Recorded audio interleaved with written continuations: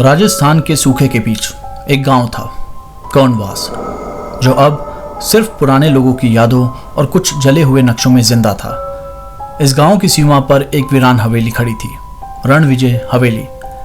22 साल पहले एक नामचीन आर्कियोलॉजिस्ट प्रोफेसर यश मेहरा वहां गए थे और फिर कभी वापस नहीं लौटे। सरकार ने इसे हादसा घोषित कर दिया, लेकिन उनका बेटा आरव मेहरा उस हादसे को कभी हादसा नहीं मान पाया। अब 32 साल की उम्र में आरव खुद एक नामचीन आर्कियोलॉजिस्ट था। उसकी आंखों में वही सवाल थे जो 11 साल की उम्र में थे। पापा कहाँ गए थे और कोई क्यों नहीं बताता। 2025 की एक सर्द रात दिल्ली में आरव को एक पैकेट मिला। अंदर था एक पुराना कंपास, एक फोटो जिसमें रणविजय हवेली धुंध में लिपटी खड़ी थी और एक चिट्ठी, जो अधूरा था उसे पूरा करो।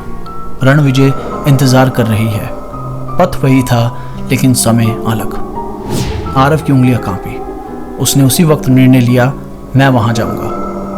कर्णवास अब एक निर्जन भूखंड जैसा था। 40 किलोमीटर दूर से ही सड़क गायब हो गई थी। एक जीप वाले ने बड़ी मुश्किल से आरव को वहां पहुंचाया। गांव में बस 7 से 8 बुजुर्ग थे, लेकिन आंखों में एक डर सा बसा था। जब उनसे हवेली का जिक्र किया, एक बूढ़े ने फुसफुसाया, वो हवेली नहीं बेटा, वो इंतजार है। भूले हुए वक्त कहाँ। वहां जो गया वो फिर वक्त पे नहीं रहा। वो हवेली, संगमरमर की टूटी सीढ़ियां, जर्जर खंबे, दीवारों पर बेलों की जालियां और पुराने यज्ञ कुंड के निशान। जैसे ही आरव ने भीतर कदम रखा, एक गूंज सुनाई दी, उत्तराधिकारी आ गया है। हर कमरा इतिहास के पन्ने जैसा था, लेकिन एक कमरा सबसे अलग था, बंद। उस पर संस्कृत में कुछ खुदा था, अज्ञात को जागृत मत करो, अतीत का बोझ वंशज को जलाता है। आरव मुस्कुराया, यही तो चाहिए, सच्चाई। पहली रात, अंधेरा, ठंडी हवा और दीवारों पर परछाइयां जो हिलती थी बिना किसी रोशनी के। आरव को सपना आया, एक कमरा जिसमें मोमबत्तियां, तांत्रिक मंत्र और एक पुरुष जिसकी पीठ पर 3 नक्शाधिकार कटे थे। आवाज आई, तू ही है अगला, तेरे लहू से चक्र पूर्ण होगा। वो जागा। वो पसीने में लथपथ था, लेकिन सबसे अजीब बात, उसकी पीठ पर 3 ताजा खरोंचे थी। उसने दूसरे दिन उसी नक्शे में देखा, हवेली के नीचे कुछ है, एक तहखाना। दराज में से मिली एक कुंजी उसे तहखाने तक ले गई और उसे वहां मिला एक पुराना त्रिशूल, खून में लिखी किताब और एक दीवार जिस पर बना था परिवार वृक्ष, जिसमें सबसे नीचे खुद आरव का नाम था। यह कैसे संभव है? अगली रात हवेली के सबसे ऊपरी कमरे में उसे एक संदूक मिला। उसमें थी एक स्त्री की डायरी, रानी त्रियंबका देवी की। डायरी में लिखा था, रणविजय वंश का एक रहस्य है। हर चौथे उत्तराधिकारी को तंत्र का उत्तराधिकारी बनना होता है। उसे जिंदा बलिदान दिया जाता है जिससे वंश सुरक्षित रहे। अंतिम बलिदान था यश मेहरा, लेकिन वो भाग गया। अब अगला उत्तराधिकारी उसका पुत्र होगा। आरव का सिर चकराया। मेरे पिता भागे और मैं? आरव गांव लौटा। बुजुर्गों से सवाल किए। डरते हुए एक बाबा ने कहा, तेरे पिता यश ही थे जिन्होंने रानी त्र्यंबका की आत्मा को कैद किया, पर उनका खून अधूरा था। तुझ में वो अग्नि है, इसीलिए तुझे बुलाया गया।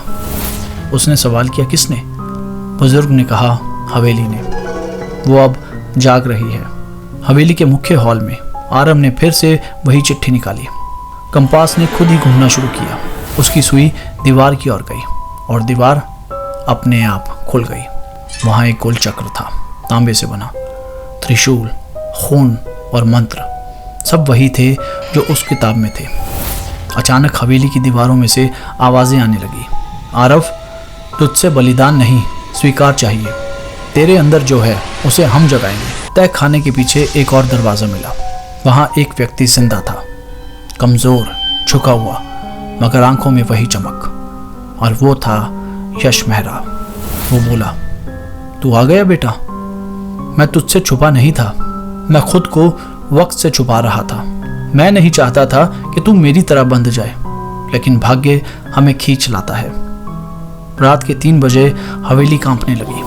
आरव और उसके पिता ने मंत्रों को तोड़ने की विधि शुरू की, लेकिन तभी त्र्यंबका की परछाई प्रकट हुई।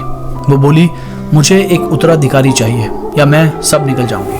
आरव ने अपनी हथेली काट दी, त्रिशूल से मंत्र चक्र पर रक्त डाला और हवेली के चारों ओर आग की रेखा बन गई। त्र्यंबका चीखी, उसकी छाया फटी और हर तरफ धुआं फैल गया। हवेली टूटने लगी, लेकिन अब आरव के शरीर से प्रकाश निकल रहा था। यश ने कहा, अब तू वंश का उत्तराधिकारी नहीं, प्रकाश का वाहक है। हवेली जलकर राख हो गई। गांव में पहली बार सूरज निकला। दिल्ली में एक संग्रहालय में एक नई प्रदर्शनी खुली, अंधेरे का उत्तराधिकारी। वहां वही त्रिशूल, वही कंपास और डायरी प्रदर्शित की गई। आरव अब शोक करता नहीं, एक रक्षक था, यादों, आत्माओं और इतिहास का। कहानी खत्म नहीं हुई थी। कर्णवास अब बसने लगा था, लेकिन हवेली की राख के नीचे एक आंख फिर से खुल रही थी, क्योंकि अंधकार कभी पूरी तरह नहीं मरता, वो बस उत्तराधिकारी बदलता है। दोस्तों, अगर आपको ये कहानी अच्छी लगी तो हमारी इस कहानी को लाइक कीजिए, शेयर कीजिए और ऐसी ही कहानी के लिए हमारे चैनल को सब्सक्राइब कीजिए। मिलते हैं बहुत जल्दी एक नए किस्से और कहानी के साथ। तब तक के लिए धन्यवाद।